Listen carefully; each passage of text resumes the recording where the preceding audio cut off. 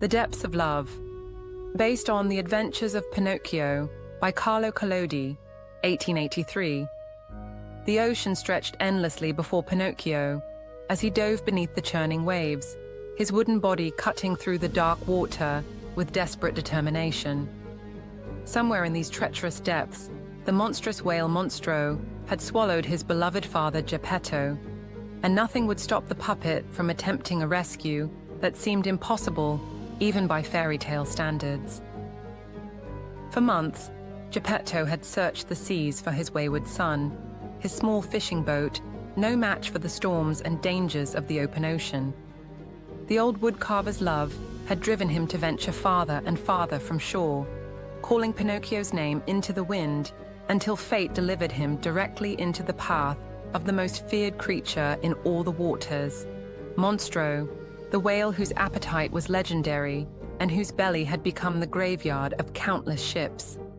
When Pinocchio finally learned of his father's fate from a wise dolphin, the weight of responsibility crashed over him like a tidal wave.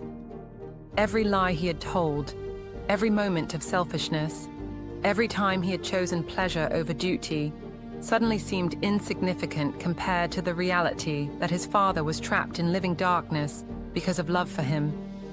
The puppet's wooden heart, which had seemed incapable of true feeling, now burned with a purpose he had never known before. Diving deeper into the abyss, Pinocchio could feel the water growing colder and darker around him. Schools of fish fled in terror as something immense moved through the depths below. Then he saw it, Monstro's enormous form, larger than any ship, larger than any building Pinocchio had ever seen. The whale's mouth gaped open like a cavern, and with each breath, it drew in torrents of seawater, along with everything unlucky enough to be caught in its path. Without hesitation, Pinocchio allowed himself to be swept into that terrible maw, past rows of teeth like white pillars, down the creature's throat and into its cavernous stomach. The stench was overwhelming, a mixture of rotting seaweed, decaying fish, and the salt of countless tears. But there, in the dim light filtering through the whale's translucent skin, he found what he was searching for. Geppetto sat huddled in the remains of his small boat, barely alive after his ordeal. His clothes were tattered, his beard matted with seaweed, and his eyes held the hollow look of a man who had given up hope. When he saw Pinocchio emerge from the shadows, the old man's face transformed with joy so pure it seemed to illuminate the entire stomach of the whale. "My dear boy," Geppetto whispered, embracing his wooden son, "how did you find me?" But Pinocchio knew that finding his father was only half the challenge. Escaping from Monstro would require a plan more cunning than any scheme the fox and cat had ever devised. The puppet gathered driftwood and debris scattered throughout the whale's belly, building a fire that began to smoke heavily in the enclosed space.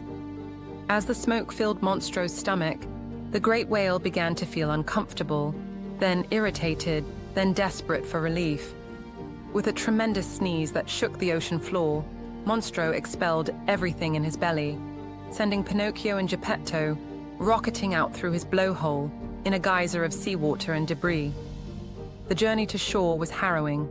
Pinocchio, his wooden body beginning to crack from the strain, supported his exhausted father through the turbulent waves. Each stroke was agony, each breath a struggle, but the puppet pressed on with a determination born not of magic, but of genuine love.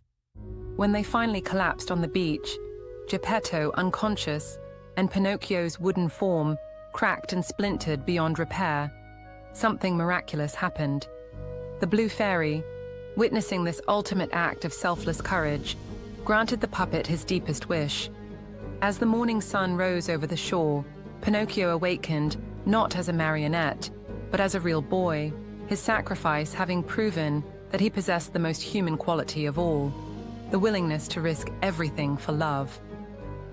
Collodi's whale episode remains one of literature's most powerful examples of redemption through sacrifice.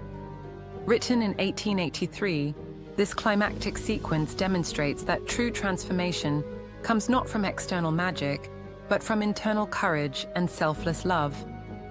The story teaches us that becoming real, whether in Pinocchio's literal sense or in our own moral development, requires us to venture into our deepest fears to save what matters most.